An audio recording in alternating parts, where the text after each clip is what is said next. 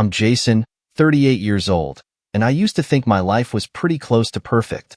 I'm a software engineer, working long but fulfilling hours, and I've been married to Amanda for 8 years. We live in a quiet suburban neighborhood, the kind where everyone knows your name, waves as you pass by, and hosts annual barbecues. Together, we have 2 amazing kids, Ella, who's 6 and loves painting, and Max, a 3-year-old ball of energy. Amanda was my college sweetheart. We met in a programming class she was forced to take for her marketing degree, and I helped her survive the semester. She had this infectious laugh that could light up a room, and her charisma was unmatched. From the day we started dating, I felt like I'd won the lottery. Our marriage wasn't flashy, but it was solid, or so I thought. We shared responsibilities, from managing the household to taking turns with the kids. Amanda worked part-time as a marketing consultant and was heavily involved in the PDA, always the first to volunteer for fundraisers and bake sales. People in the neighborhood called us the perfect couple. To be honest, I wore that title like a badge of honor. Amanda made our house feel like home. She had a knack for decorating and creating a cozy environment, complete with Pinterest-worthy seasonal displays. On weekends, we'd take the kids to the park, or she'd drag me to whatever new hobby she was into that month. Gardening, candle making, even yoga once. It didn't matter, because I was just happy to be with her. Of course, like any marriage, we had our share of disagreements. Money was a common one. I was frugal, saving every extra dollar for our kids' college funds or the mortgage. Amanda, on the other hand, loved treating herself to spa days or splurging on designer handbags. But we always found common ground. At least, I thought we did. Lately, though, something had shifted. Amanda seemed distant. She was always glued to her phone, laughing at messages I wasn't privy to, or claiming she had meetings that stretched late into the evening. At first, I didn't think much of it. She was sociable by nature, and her job required networking. I told myself it was normal for her to be busy. But there were little things that didn't sit right, like how she started dressing differently, more fitted clothes, brighter colors, or how she stopped initiating our Friday movie nights, opting instead to scroll her phone in bed until she fell asleep. When I asked her if everything was okay, she'd flash that dazzling smile of hers and tell me not to worry. I didn't push. Why would I? We had a good thing going, or so I believed. Looking back now, I realized that was my first mistake, trusting too much in the illusion of a perfect life. Little did I know, everything I cherished was about to shatter. The first cracks appeared a few months ago, though I didn't notice them at the time. Amanda had always been sociable, but now it felt excessive. Her phone was practically glued to her hand, buzzing with messages and notifications that she'd dismiss with a sly smile. When I asked who it was, she'd wave me off with a casual, "Just the PDA moms," or "work stuff, nothing exciting." Her excuses seemed harmless enough until they started piling up. Suddenly, she was staying late at work more often than usual. Meetings that used to wrap up by dinner now ran well into the night. One evening, she came home hours later than expected, claiming her car had a flat tire. I offered to check it, but she quickly changed the subject, saying she'd already taken care of it. I let it go. Amanda had always been independent, and I didn't want to seem controlling. But as the weeks went by, her behavior grew stranger. She started dressing up more, even on days when she said she was just running errands. Her usual leggings and hoodies were replaced with fitted dresses and heels. When I joked about it, she'd laugh it off, saying she just wanted to feel good about herself. I didn't push. She looked great, after all. Then there was her gym membership. Amanda had always been active, but she suddenly became obsessed with working out. She'd spend hours at the gym, coming home flushed and energized. I was happy for her, until the night I found her gym bag stuffed with clothes I'd never seen before. There were lacy tops, sleek skirts, and a pair of sky-high heels. Definitely not gym attire. "Why do you have these in your gym bag?" I asked, holding up one of the dresses. Her face didn't flinch. "Oh, those? I bought them for a work event and didn't want the kids to see them. You know how curious Ella can get." It was a reasonable enough answer, but something didn't sit right. Still, I didn't press further.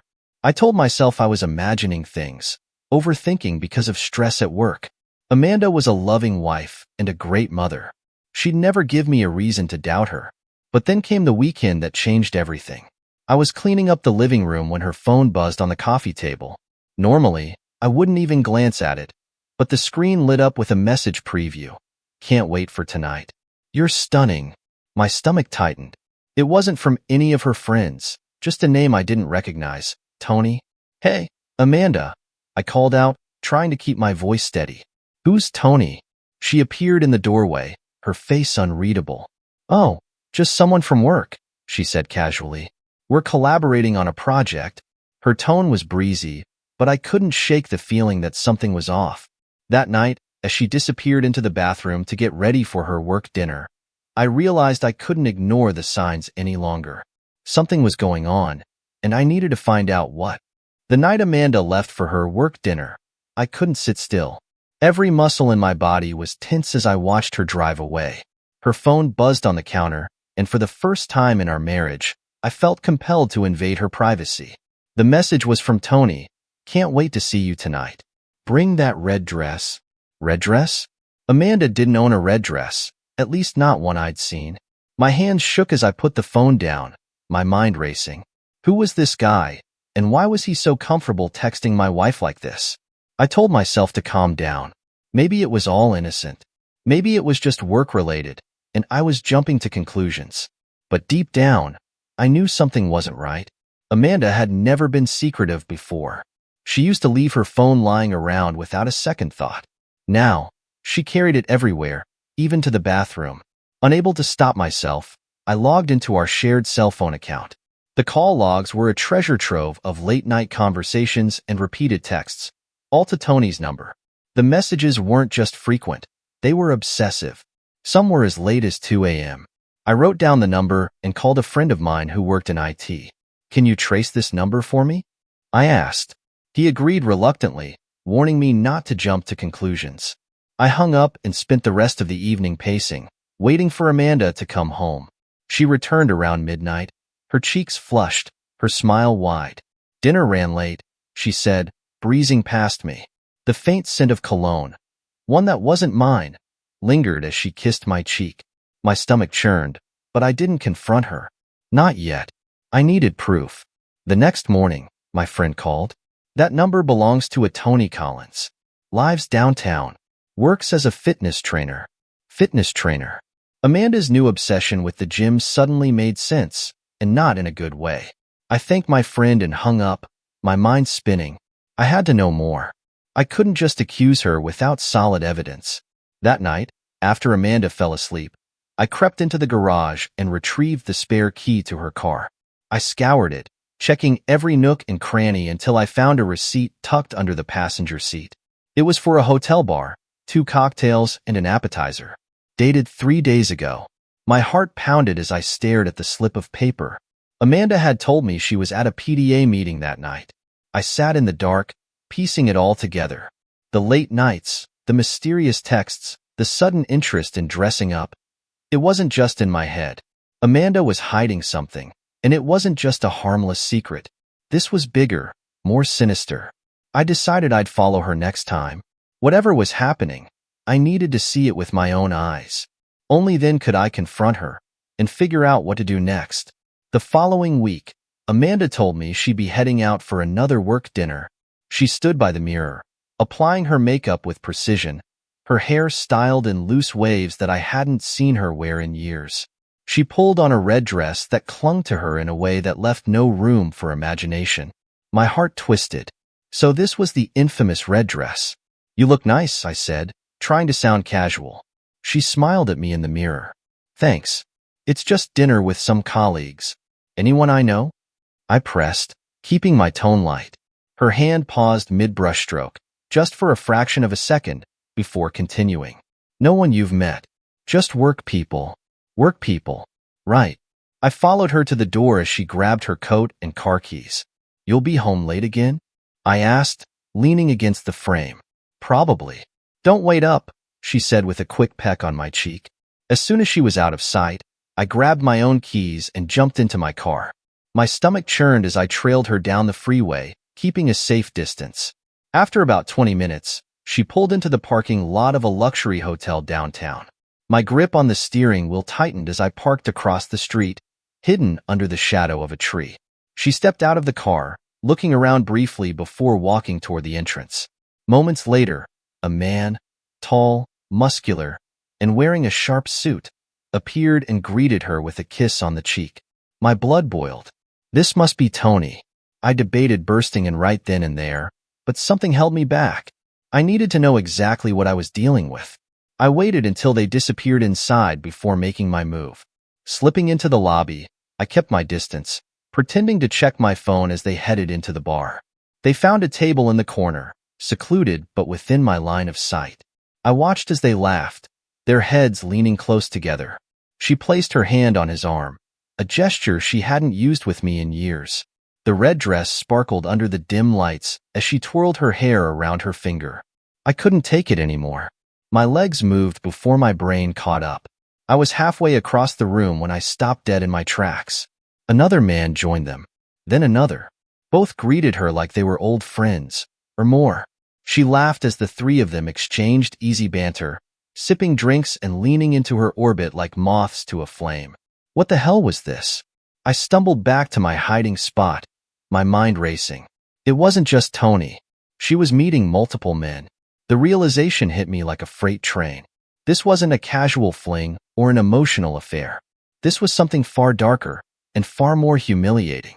I clenched my fists, vowing to confront her. But not here. Not now. I needed to know everything first. And when I did, there would be no escaping the truth. I spent the next 2 days digging deeper. Amanda's phone logs, credit card statements, and even her social media accounts revealed a tangled web of secrets. There were dinner reservations at upscale restaurants, charges for hotel rooms, and even a boutique lingerie store receipt, none of which I'd ever seen her wear. The more I uncovered, the more nauseated I became. But nothing could prepare me for what happened next. Amanda announced she'd be attending a networking event downtown. I knew better by now. I'd already arranged for a private investigator to follow her, but this time, I couldn't sit back. I needed to see it myself. I kissed her goodbye at the door, feigning normalcy. As soon as she drove off, I grabbed my keys and tailed her once again. This time, she didn't go to a restaurant or a hotel. Instead, she pulled up to a trendy rooftop bar. I parked a block away and watched her strut inside, her red dress fluttering in the evening breeze. She was carrying herself like a woman with no obligations, no husband, no kids, just a woman chasing a thrill. I followed her, keeping a low profile.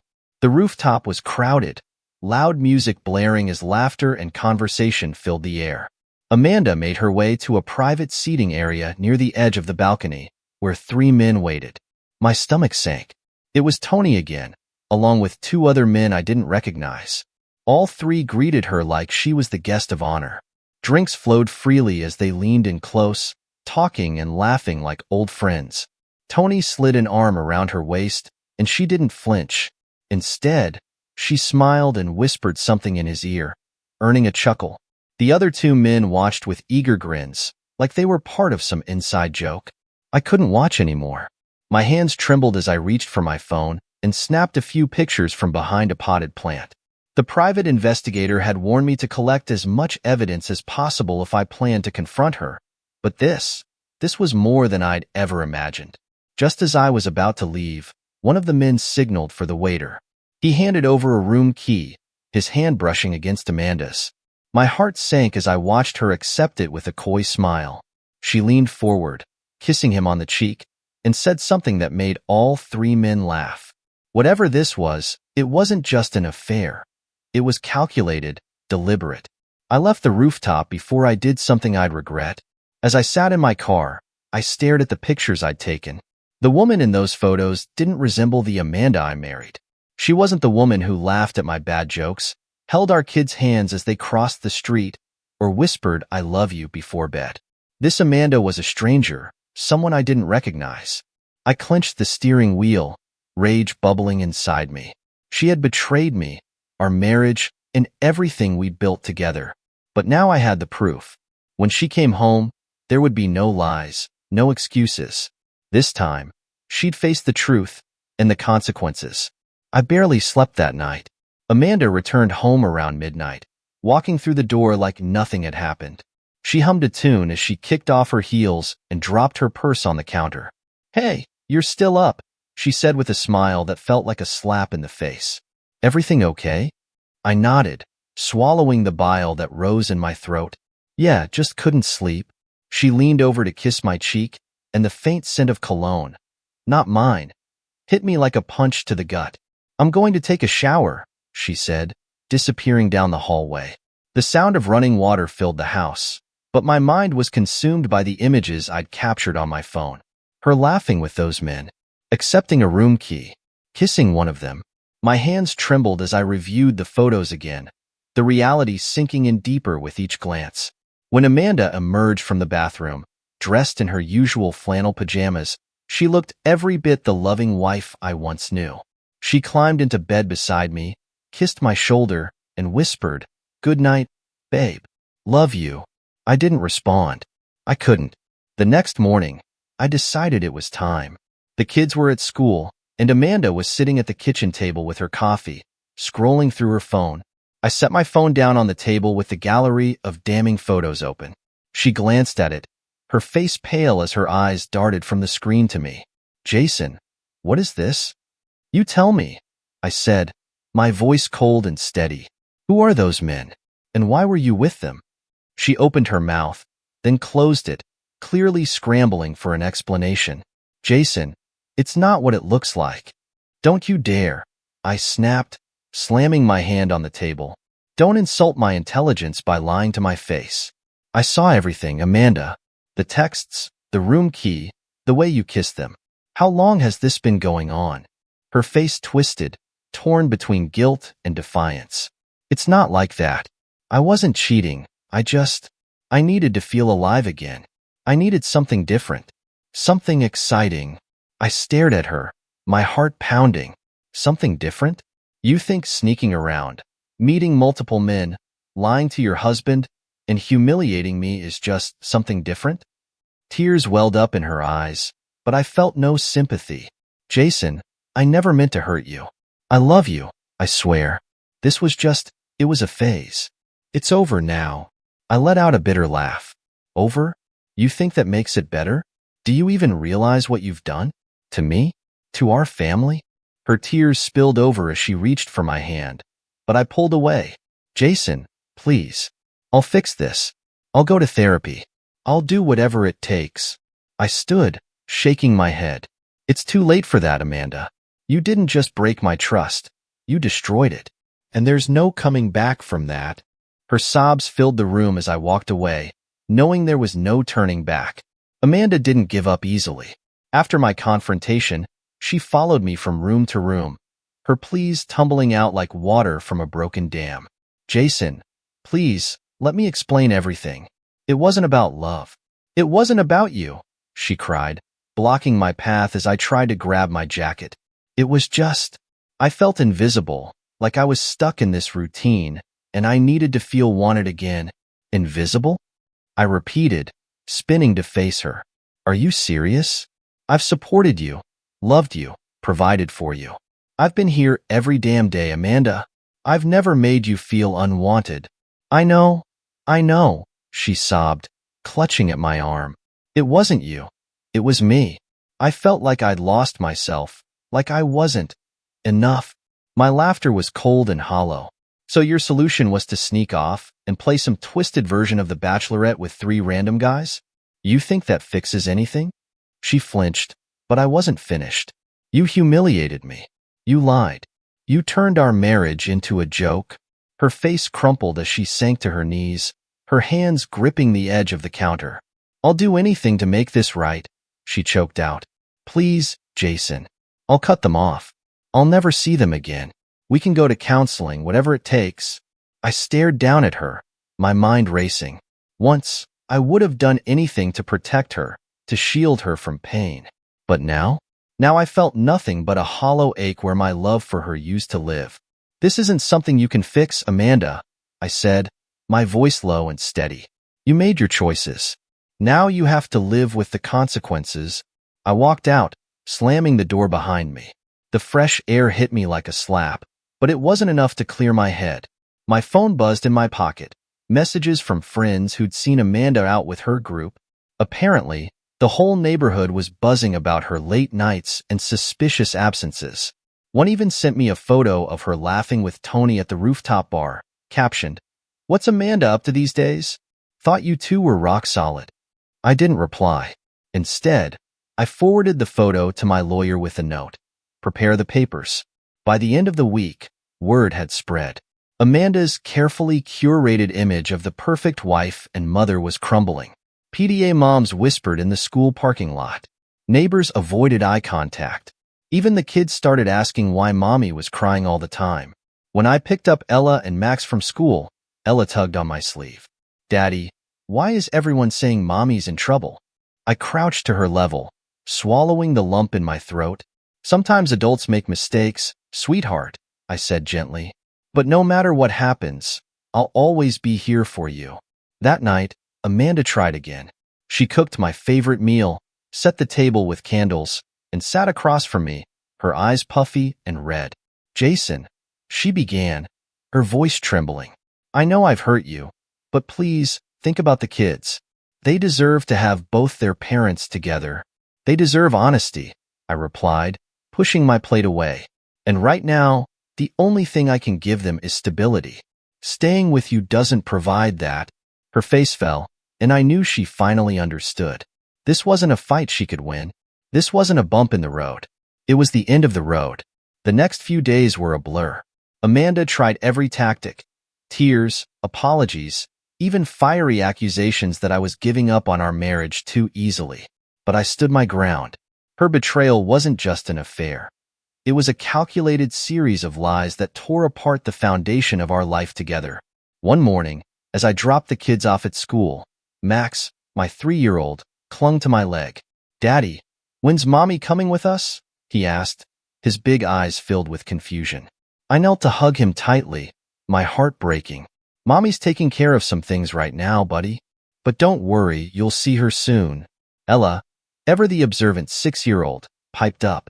"Are you and mommy mad at each other? She cries a lot." I forced a smile. "Sometimes adults argue, Ella, but we both love you very much. That will never change." I drove away, the weight of their innocent questions pressing down on me like a boulder. By the time I returned home, Amanda was sitting at the kitchen table, surrounded by scattered papers, probably drafts of her apologies or attempts to win me back. Her eyes were red-rimmed, and her hair was tied back in a messy bun, a far cry from the glamorous woman who'd walked out the door a week ago in that red dress. "We need to talk," she said softly, gesturing to the chair across from her. I sat down, my arms crossed. "Go ahead." She took a deep breath. "I've called Tony and the others. I told them it's over. I blocked their numbers. I'm done with them, Jason." I raised an eyebrow, unmoved. "That doesn't change what you've done." "I know," she said quickly, her voice cracking. "But I want to show you I'm serious about fixing this. I'll do anything. Therapy, counseling, whatever you want." I leaned forward, my tone icy. "What I want is for you to understand that this isn't about fixing things. You broke us, Amanda. There's no going back." Her tears started again, but I didn't flinch. I had to stay strong, for myself and for the kids. Later that day, I met with my lawyer to finalize the divorce papers. I brought all the evidence, the photos, the text logs, even the receipts I'd found. My lawyer, a sharp, no-nonsense woman named Clara, nodded approvingly as she reviewed everything. "This is solid," she said. "With this, you'll have a strong case for custody." "That's all I care about," I replied. "The kids deserve stability." When I returned home, Amanda was waiting for me, her face pale. "Did you meet with a lawyer?" she asked, her voice trembling. "Yes," I said simply. Her face crumpled, and she sank into a chair. "You're really going through with this?" "Yes," I repeated. "For the kids, for myself, and because I deserve better than this." That night, I moved into the guest room, shutting the door on any lingering doubts. Amanda stayed up late in the living room, the soft sounds of her crying carrying through the walls. I didn't go to her. I couldn't. This was her mess, and now she had to live with the consequences. The days that followed felt surreal, like I was living someone else's life. Amanda moved around the house like a ghost, her once vibrant energy replaced with a defeated silence. But that quiet didn't last. One evening, after putting the kids to bed, I found her waiting for me in the living room. She was wearing an old sweatshirt of mine, her face free of makeup, her hair loose around her shoulders. She looked like the Amanda I had fallen in love with, but I wasn't falling for the act. "Jason," she began, her voice barely above a whisper. "Please, just hear me out." I crossed my arms, leaning against the doorway. "You've had plenty of chances to talk. What's different now?" She took a deep breath, her hands twisting nervously in her lap. "I made a mistake, a terrible, horrible mistake. But it wasn't because I didn't love you. I've always loved you." I scoffed, the bitterness rising in my throat. "You have a funny way of showing it." "I was lost," she continued, her voice trembling. "I felt like I wasn't enough.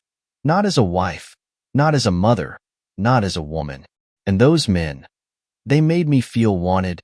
My stomach churned. "You were wanted. By me. By our kids. But that wasn't enough for you, was it?" Tears spilled down her cheeks, but I didn't budge. She reached into her pocket and pulled out a folded piece of paper, handing it to me. "It's a letter. To you. I've spent days writing it. Please, just read it." I hesitated before taking it, the weight of the paper feeling heavier than it should. I unfolded it and skimmed through the words, but it was more of the same. Apologies, promises, and pleas for forgiveness. Words that meant nothing now. When I looked up, her eyes were fixed on me, filled with a desperate hope. "Jason, we can rebuild this. I'll prove to you that I'm still the woman you married." I shook my head, letting the letter fall to the floor. "That woman is gone, Amanda. And you killed her the moment you decided to betray me." She stood abruptly, her fists clenched at her sides. "So that's it? You're just giving up? On us? On the family we built?" "No, Amanda," I said, my voice steady. "You gave up. The moment you stepped into that hotel, you chose them over us. And now, I'm choosing me." Her face crumpled, and she dropped back onto the couch, burying her face in her hands. "Jason, please, don't do this. I'll never forgive myself if you leave." I stared at her for a long moment, my heart a mix of anger and exhaustion. "Amanda, you need to start forgiving yourself now, because I'm already gone." I walked away, ignoring her sobs, and shut the door to the guest room behind me. I sat on the edge of the bed, staring at the wall, feeling both relief and an ache I couldn't yet name. There was no turning back now. The bridge was burned, and I had to keep walking. The morning after our final argument, I awoke to the sound of clinking dishes in the kitchen. Amanda was making breakfast for the kids, her voice cheerful as she hummed their favorite tune. It was all an act. She was trying to cling to normalcy, as if pancakes and syrup could erase the gaping hole she'd ripped into our lives. I got dressed and packed my things, determined to put the final nail in the coffin of our marriage. By the time I stepped into the kitchen, the kids were at the table, giggling as Amanda drizzled smiley faces onto their pancakes with whipped cream. She looked up at me, her smile faltering when she saw my overnight bag. "You're leaving?" she asked, her voice barely audible. "For now," I said, keeping my tone neutral. "I need some space, Amanda. I'll be staying at a hotel." Ella looked up from her plate, her wide eyes filled with confusion. "Daddy, are you going on a work trip again?" I crouched down next to her and Max, forcing a smile. "Not exactly, sweetheart. Daddy just needs to take care of a few things, but I'll see you really soon." "When?" she pressed, her little voice trembling. "Will you come back tonight?" I hesitated, glancing at Amanda. She looked away, unable to meet my eyes. "Not tonight, baby girl," I said gently, "but I promise you'll always see me." I kissed them both on the tops of their heads and grabbed my bag, walking out before Amanda could say anything else. I could hear her trying to soothe the kids, but her words felt distant, like static in the background. At the hotel, I sat in silence, staring at the divorce papers my lawyer had prepared. Everything was in order, evidence of Amanda's infidelity, custody arrangements for the kids, and a clear division of assets. All it needed was my signature. I held the pen in my hand, hovering over the line, feeling the weight of the decision. The images of Amanda laughing with those men, her lies, and her broken promises flashed through my mind. Then came the memories of the life we built together, the love, the laughter, and the dreams we once shared. But those memories felt like they belonged to someone else now, a distant version of me who still believed in the illusion of forever. With a deep breath, I signed my name and placed the papers in an envelope, sealing our fate. It was over. In the weeks that followed, Amanda tried everything. She sent flowers to my hotel, left me tearful voicemails, and even roped in mutual friends to plead her case. But I refused to waver. I moved forward with the divorce, focusing on securing custody of the kids and rebuilding my life. The day the papers were finalized, Amanda showed up at my hotel, her face pale and drawn. "Jason," she said, her voice trembling. "I know I've lost you, but I just want to say I'm sorry. For everything." I nodded, my expression unreadable. "I know you are. But sorry doesn't fix this." Her eyes filled with tears as she turned and walked away, disappearing down the hallway. And just like that, the chapter of my life with Amanda came to an end. Months later, I was sitting in the park with Ella and Max, watching them chase each other through the grass. Their laughter was pure and untainted, a reminder that there was still joy to be found in the aftermath of betrayal. Amanda's actions had shattered our family, but they hadn't broken me. I was stronger now, wiser, and more determined than ever to protect my kids and give them the love and stability they deserved. Life wasn't perfect, but it was mine again. And for the first time in months, I felt free.